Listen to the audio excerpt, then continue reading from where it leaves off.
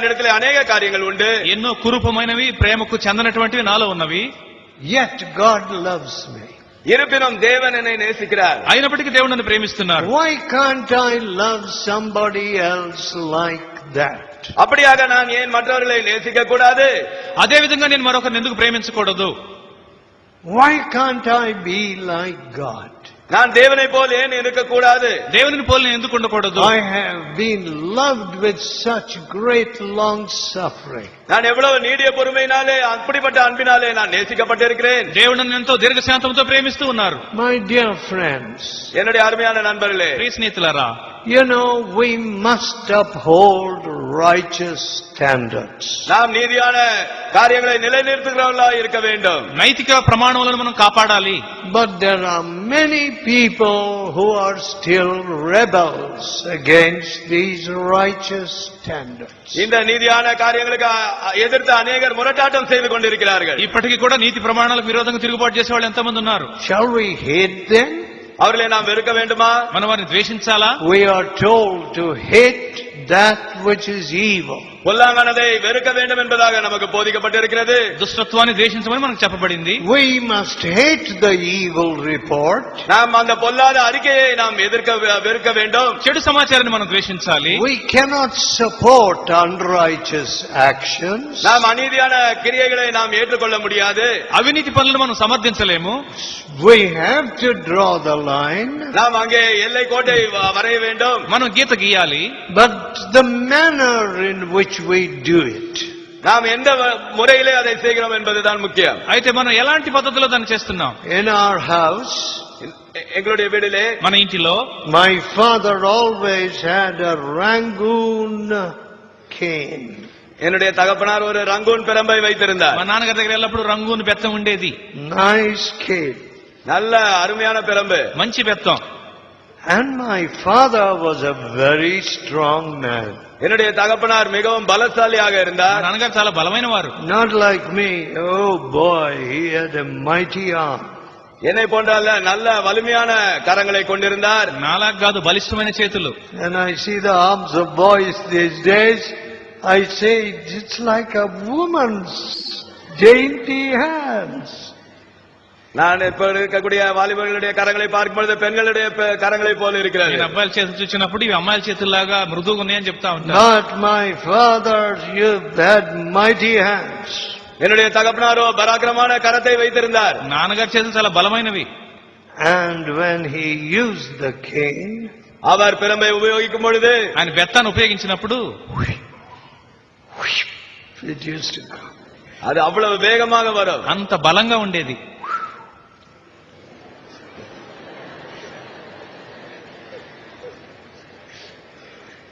But do you know who suffered more?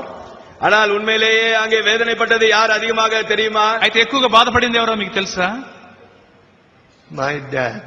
என்னுடைய தகப்பனார் தான். మా నాన్నగారే. He suffered.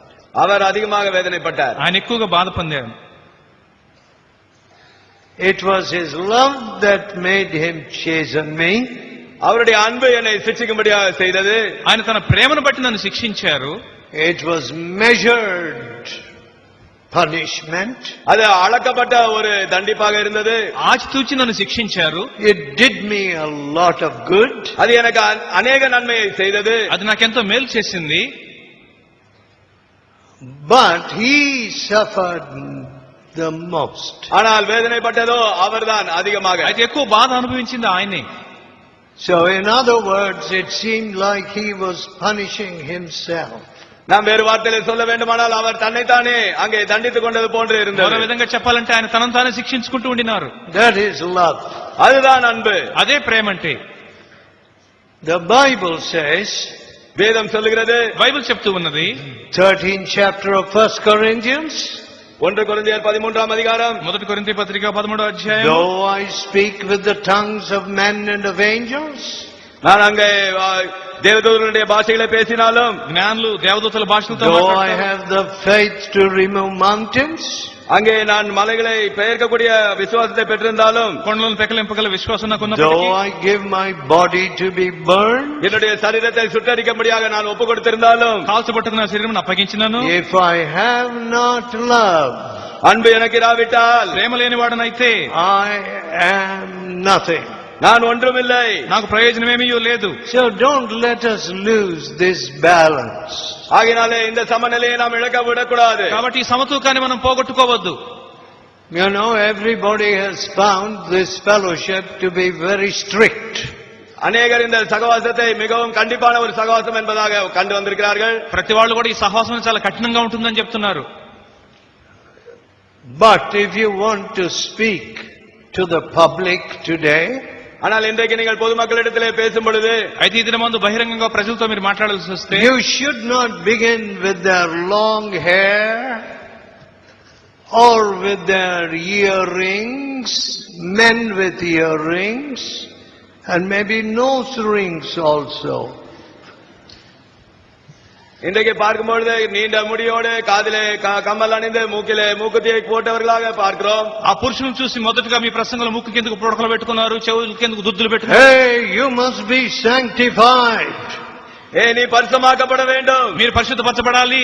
That poor fellow has never heard of the word sanctification. அந்த பரிதபிக்கப்படத்தக்கவன் அந்த பரிசுத்தமாக்கப்படுதலை குறித்து ஒருபோதும் கேட்டிருக்க மாட்டான். అతడు ఎన్నడూ పరిశుద్ధపరచబడ్డ అనే మాట వినలేదు. He will take flight. You will never see him again. அவன் ஓடி போய் விடுவான். அவனை நீங்கள் மீண்டும் பார்க்கவே முடியாது. అతడు పరిగెత్తిపోతాడు, మరలా నీకు ఎన్నడూ కనపడ్డావు. Preach to his heart. அவனுடைய இருதயத்துக்கு ஏற்றபடி நீங்கள் பிரசங்கியுங்கள். అతని హృదయానికి బోధించు. He says, yes, yes, yes. That is true. That is true. ஆம் ஆம் ஆம், இது சரிதான், இது சரிதான், உண்மைதான் என்பதாக அவன் சொல்லும்படியான అప్పుడు அளவுக்கு అతడు అంటాడు, అవును అవును ఇది I నిజమే. am struggling in my heart. என்னுடைய இருதயத்திலே நான் போராடி கொண்டுதான் இருக்கிறேன். నా హృదయంలో పోరాటం ఉన్నది. Then present the cross. பிறகு சிலுவையை அவனுக்கு உபதேசியுங்கள். అప్పుడు సిలువను బోధించు. He says, yes, I need this forgiveness. I need this love. ஆம், இந்த மன்னிப்பு எனக்கு தேவை, இந்த விடுதலை எனக்கு தேவை என்கிறான். అవును, నాకు ఈ ప్రేమ, ఈ క్షమాపణ కావాలని చెప్తాడు. I need this Savior. இந்த மீட்பர் எனக்கு தேவை, ఈ ఆత్మ రక్షకుడు నాకు కావాలంటాడు.